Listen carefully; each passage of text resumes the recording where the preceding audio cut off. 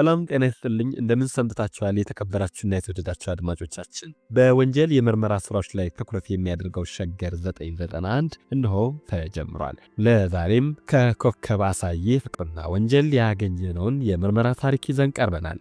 እስከ ፕሮግራሙ ፍጻሜ አብራችሁን ልትቆዩ በአክብሮት እንጋብዛለን። ጉራጌ ዞን መስቃን ወረዳ ውስጥ ነው። ዶቢ ቀበሌ ገበሬ ማህበር አካባቢው ነው። ቀኑ ደግሞ ጥቅምት 15 ቀን 1980 ዓ.ም ከዕለታት በአንደኛው ቀን ላይ በቀበሌው ገበሬ ማህበር ውስጥ የሚገኙ በሀገር ሽማግሌነታቸውና በታዋቂነታቸው የላቀ ተሰሚነት የነበራቸው ሰዎች ሰብሰብ ብለው እየመከሩ ነው። ስብሰባውን የጠሩት አቶ ምስጋናው ተካን ጨምሮ ገረመው ዘለቀና ሌሎች ጥቂት ሰዎች ነበሩ። ሽማግሌዎቹ አውራ የሆኑት አቶ ምስጋናው ዘለቀ ጉሮሯቸውን በማጽዳት ተሰብሳቢዎቹን በጎንዮሽ የያዙትን ወሬ እንዲያቆሙ አደረጉ። ተሰብሳቢዎቹም የአቶ ምስጋናን ማሳሰቢያ ተከትለው ጨዋታቸውን ገታ አደረጉና ሙሉ ትኩረታቸውን ለሰብሳቢው ቸሯቸው። ወዳጆቼ ሲሉ ጀመሩ ምስጋናው። ወዳጆቼ፣ የአካባቢያችን የጸጥታና የደህንነት ሁኔታ በየጊዜው ችግር እየገጠመው ነው። ከብቶቻችን ያለ ስጋት ከጋጣቸው እንዲያድሩ በየሜዳውና በየተራራው እንደ ልብ ቦርቀው መመለስ እንዲችሉ ቤትና ንብረታችን እንዳስቀመጥነው እንድናገኘው መፍትሔ መሻት ግድ ብሎናል ብለው የሁሉንም ስሜት ለማንበብ ሁሉንም ተራ በተራ ቃኟቸው። ሁሉም እየተከተሏቸው ብቻ ሳይሆኑ ተመስጠው እንደሚያዳምጧቸው አጤኑ። እንደምታውቁት ብለው ቀጠሉ አሁንም ምስጋናው፣ እንደምታውቁት አስራት አበራ የአካባቢውን በሰላም ወጥቶ መግባት እንቅስቃሴ ጥያቄ ውስጥ የከተተ ወሮ በላ ነው። ከብቶቻችንን መስክ ላይ እንዳሰማራናቸው ካላገኘናቸው የከብቶቻችን ጋጣ ተሰብሮ የሚወሰድብን ከሆነ እስከ መቼ ከስጋት ጋር እንኖራለን? አዎ ጉዳዩ መፍትሔ የሚያሻ ነው አይመስላችሁም? አሁንም ተሰብሳቢዎቹ እንዲያረጋግጡላቸው ተራ በተራ ቃኟቸው። ሁሉም ስምምነታቸውን አዎንታ በተመላበት ሁኔታ አንገታቸውን በመነቅነቅ አረጋገጡላቸው። አስራት አበራን መግደል አለብን። እሱን ገድለን በዚህ ቀበሌ ዳግም እንዲህ አይነት ውስልትና እንዳይኖር መቀጣጫ ማድረግ አለብን። ቀያችን ሰላም መሆን አለበት ሲሉ ሁሉም ትክክል ነው አሉ። ይሁን እንጂ በጉዳዩ ተገቢነት ላይ ከነጥያቄያቸው የወጡ ነበሩ። ምስጋናው ተካና ገረመው ዘለቀ ተናግረው ማን ያፈገፍጋል? ወንድነቱ ጥያቄ ውስጥ ይገባል። ከአካባቢው ማህበረሰብ ይነጠላል፣ ይወገዛልም። ማን ደፍሮ እንዲህ አይነት ሐሳብ ይቃወማል? ምስጋናው ተካና ሌሎች ተሰብሳቢዎች ስምምነታቸውን የገለጹ መሆናቸውን ተከትሎ በአገሩ ባህልና ደንብ መሠረት ላይ ካካዱ ብሎም ሚስጥሩ ከነርሱ እንዳይወጣ እንዲማማሉ አደረጉም። የሁሉም የእጃቸው መዳፍ ወደ ታች ተገለበጠም። አንዱ በአንዱ እጅ ላይ አነባበረም። ከዛም ቃላቸውን አኖሩ። ቃላችንን ያፈረሰ ሥጋው ይፍረስ አሉ አቶ ገረመው ዘለቀም። ይፍረስ አሉ ሌሎች። ቀኙ ይክዳው ሲሉም ቃላቸውን ሰጡ። ተሰብሳቢዎቹም ቤት ንብረቱ ለእርሱ አይሁን በማለት የቃል ኪዳን ውላቸውን አሰሩ። አስራት አበራ ጥቅምት 23 ቀን የጊዮርጊስ ማኅበር ጽዋ ለመጠጣት በ22 ማታ እንደሚሄድ ይታወቃልና ጥንስሳችንን ለማሳካት አመቺው ጊዜ ይህ ነው ሲሉ ተማመኑ።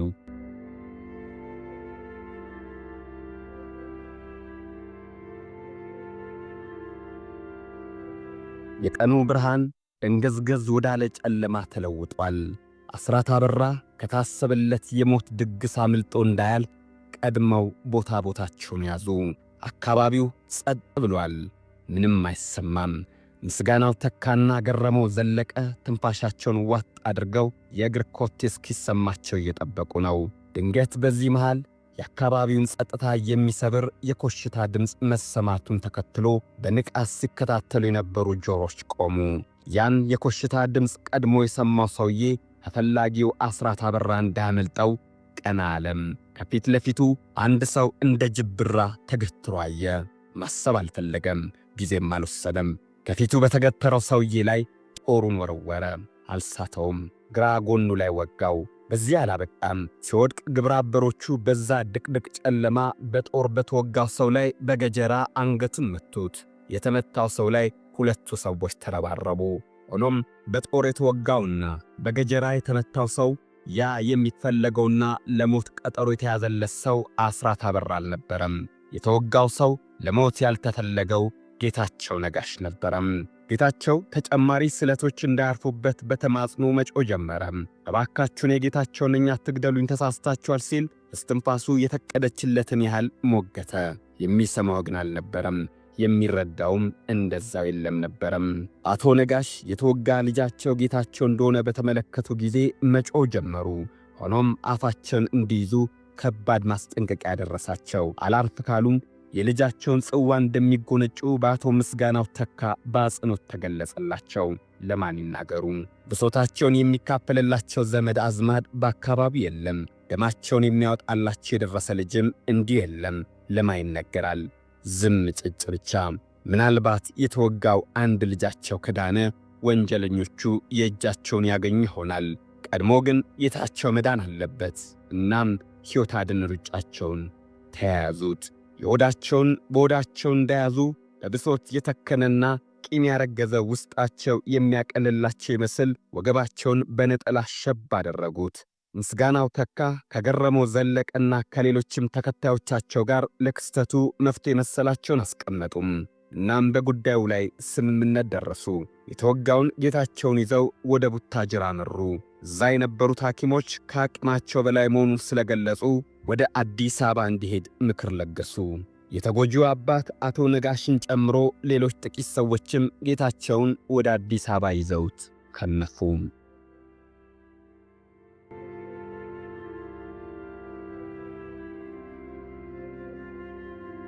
ያኔ ከአካባቢው እስከ ከተማው ትራንስፖርት እንደ ልብ አለመኖሩ አንዱ ችግር ሲሆን፣ መንገዱ ፒስታ የነበረ መሆኑ ደግሞ የጌታቸውን ስቃይ አባብሶታል። ይህ ደግሞ የአባት የአቶ ነጋሽን የተስፋ ጭላንጭል እንዲተና አድርጎታል። እንዳይደርስ የለና እነ አቶ ነጋሽ አዲስ አበባ ደርሰው ጌታቸውን ወደ ሆስፒታል ማድረስ ቻሉ። ይሁን እንጂ ጌታቸውን በሕክምና መርዳት የተቻለው ለ3 ቀናት ያህል ብቻ ነበረም። አቶ ነጋሽ አምርረው አለቀሱ፣ አነቡም። ከወገባቸው ላይ እንደ ዋዛ ሸብ ያደረጉት ነጠላም ለጊዜው ሐዘናቸውን የሸሸገላቸው ይምሰል እንጂ የአንድ ልጃቸውን ሕይወት ስታልፍ ግን ከስር ፈንቅሎ የሚወጣውን እንባቸውንና የሚንሰፈሰፍ አንጀታቸውን ማገት አልቻለም። በዚህ አሰቃቂና የግፍ ግድያ ከአቶ ነጋሽ ጋር አብረዋቸው የነበሩ ሰዎችም ማዘናቸው አልቀረም። አቶ ነጋሽ በታላቅ ሐዘን ተውጠው የረሱት ጉዳይንም ከአገር ቤት አብረዋቸው የመጡ ሰዎች አሳሰባቸው። ሲመጡ የያዙት ብር አነስተኛ ነበርና የጌታቸው ነጋሽ አስክሬን ወደ አገር ቤት የሚወሰደው በምንድን ነው ሲሉ ጠየቁ። ከሐዘኑ ጎን ለጎን ሰቅዞ የያዛቸው ሐሳብ ነበር። ሆኖም ጭንቅላታቸው መላ ወለደላቸው።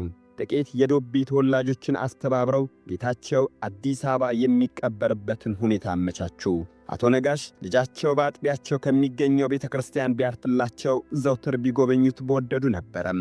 ግን ምን ማድረግ ይቻላል? ቀየው፣ መንደሩ፣ አድባሩ ለእርሳቸው ምንም ናቸው። ለጌታቸውም ቢሆን ምንም የሚፈይዱለት ነገር እንደሌለ ተገንዝበዋል። የልጃቸውን እልፈት እርም የሚያወጣ በሌለበትና በጥቂት ሰዎች ስብስብ ግብዓተ መሬቱ ተፈጸመም። አቶ ነጋሽ ልጃቸውን አልቃሽና አጽናኝ በሌለበት ባዕድ ምድር ቀብረው ወደ መንደራቸው ተመለሱ። የአካባቢው ነዋሪዎች፣ የቅርብና የሩቅ ዘመዶቻቸው ሁሉ እየመጡ አጽናኗቸው፣ ብርታት አቅም እንዲያገኙም አገዟቸው። ግን አመጣውት የማይወጣ የአንድ ወንድ ልጃቸው ሐዘን ከውስጣቸው ማን ያውጣው? በዚህ መሃል ሊገደል የነበረው አስራት አብራ በልጃቸው የግድያ ወንጀል ተጠርጥሮ ከመያዙ ባሻገር ቤት ንብረቱ እንደተቃጠለ ሰሙ። እጅግም ደነገጡ። እባካችሁ የእሱ እጅ ንጹሕ ነው ብለውም ነበርም። ይሁን እንጂ የሰሙት ሰዎች ነገር ያኖራቸውም። ቀደም ሲል አፋቸው እንዲዘጉ ጥብቅ ማስጠንቀቂያ የሰጧቸው እነ ምስጋናና ገረመው ዳግም አፋቸው እንዲዘጉ አስጠነቀቋቸው። ለቅሷቸውን ጨርሰው እስኪነሱም ሆነ ከተነሱ በኋላ እግር በእግር እየተከታተሏቸው አፋቸውን አዘግተዋቸዋል። ይባስ ብለውም የልጃቸው ገዳይ አስራት አበራና ወንድሞቹ ናቸው ብለው እንዲመሰክሩ አስገድደዋቸዋል። አባት በዓይናቸው በብረቱ ያዩትን የልጃቸውን ገዳይ ዓይን ባወጣ የፈጠራ ወንጀለኛ ገዳይ ጎን በቆሙበት ሁኔታ እያወቁ አላዋቂ ገሌ ቢሉ ማን ይመሰክሩላቸዋል? ሕይወታቸው ሊደርስ ከሚችለው አደጋስ ማን ይታደጋቸዋል? በውስጣቸው ሲያጠነጥኑ የነበረው ሐሳብ የልጄን ደም ፈጣሪ ያውጣልኝ ሲሉ ዝም እንዳሰኟቸው ዝም አሉም።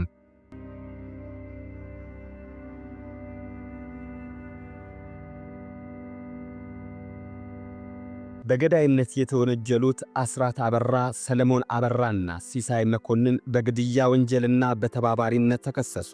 ግለሰቦቹ በሕግ ቁጥጥር ስር ውለው የምርመራ ሂደት በተካሄደበት በዚህ ጊዜም በምስጋናው ተካና በገረመው ዘለቀ አስተባባሪነት አሰፋ ቡላ፣ ደስታ እያሌውና በድሉ ነሪ ምስክር ሆነው ነበር የቀረቡት። ክሱ በተመሠረተበት ጊዜም ቢሆን በሟች አባት በአቶ ነጋሽ ስም የቀበሌው ሊቀመንበር ማኅተብና ፊርማ ያረፈበት ክስ ነበር ለፖሊስ ያስገቡት። ምስክሮቹ የምስክርነት ቃል በሰጡበትም ጊዜም ምንም አይነት የሐሳብ ልዩነት እንዳይፈጠር በተጠና መልኩ ነበረም። በዋና ወንጀል ፈጻሚነት የተከሰሰው አስራት አበራና በተባባሪነት የተከሰሱት ወንድሙ ሰለሞን አበራ አባቱ አበራ ሙላትና ዘመዳቸው የሆነው ሲሳይ መኮንን እረኛ አልፈጸምንም ሲሉ ቢጮኹ ሰሚ አላገኙም። የሴራው አቀናባሪዎች የአንድ ቤተሰብ አባላቱን በወንጀል መረብ አጥምደው በሐሰት ሲያስጠፍሯቸው አንዱ ለአንዱ እንዳይደርስና እውነታውን ቆፍሮ ለማውጣት ዕድል እንዳያገኙ አድርገው እንደነበረ የሴራው የረቀቀ ስልት ያሳያል። በዚያው ዓመት ምርመራው ተጠናቆ የደረሰው የጉራጌ ዞን ፍርድ ቤት በአስራት አበራ ላይ የዕድሜ ልክ ጽኑ እስራት፣ በተቀሩት ላይ በእያንዳንዳቸው የ15 ዓመት ጽኑ እስራት እንዲቀጡ ይወስናል። አቶ ገረመው ዘለቀ እፎይ ብለው የቤት ሥራቸውን እንደጨረሱ ቢያስቡም ብዙ ሳይቆይ የመንግሥት ለውጥ ይመጣና በገፍ የታሰሩት በነጻ ተለቀቁ።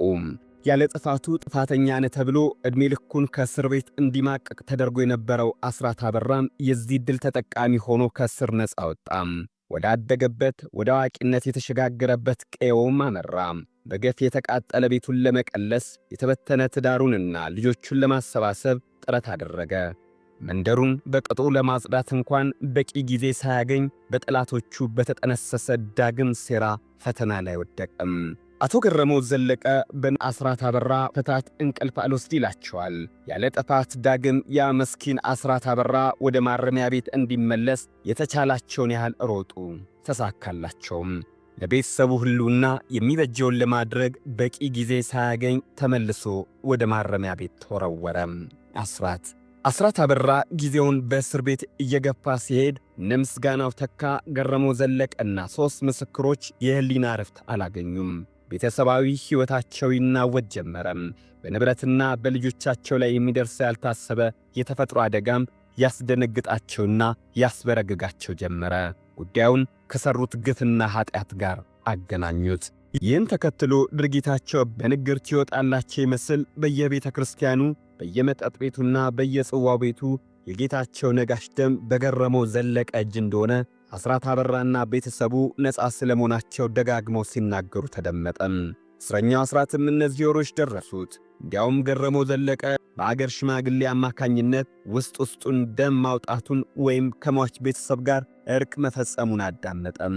እባካችሁ ስሙኝ፣ መጀመሪያም ተናግሬ ነበረ፣ በግፍ ነው የታሰርኩት። አሁንም ቢሆን ገዳዩ ገረመው ዘለቀና ምስክሮቹ ይጠየቁልኝ ሲል የሕግ ያለ አለም። የመስቃን ወረዳ ፖሊስም አቤቱታውን ሰምቶ በቸልታ አላለፈውም። ጉዳዩን በስውር ማጣራት ይጀምራል። አጣርቶም የግለሰቡ አቤቱታ እውነትነት እንዳለው የሚያሳይ ፍንጭ ያገኛል። ግን ከታሰረ 2 አስርተ ዓመታት ሊያስቆጥር ምንም ያልቀረው በግፍ ያለ ጥፋቱ ወንጀለኛ የተባለው እስረኛ እንዴት ይፈታ? ሊመለስ የሚገባው ጥያቄ። አስራት አበራ በእስር ቤት ቆይታው በነበረው መልካም ጠባይ በምህረት ተለቀቀ። ዋነኛው የወንጀሉ ጠንሳሾችና ፈጻሚዎች ላይ ግን ፖሊስ ማስረጃዎችን ማደራጀቱን ቀጠለ። የካቲት 28 2000 ዓ.ም ጌታቸው ነጋሽን በገደሉት ገረመው ዘለቀና ምስጋናው ተካ እንዲሁም የሐሰት የምስክርነት ቃላቸውን በሰጡት ሐሰተኛ መስካሪዎች ላይ ክስ ተመስርቶ ማጣራት ተካሄደም።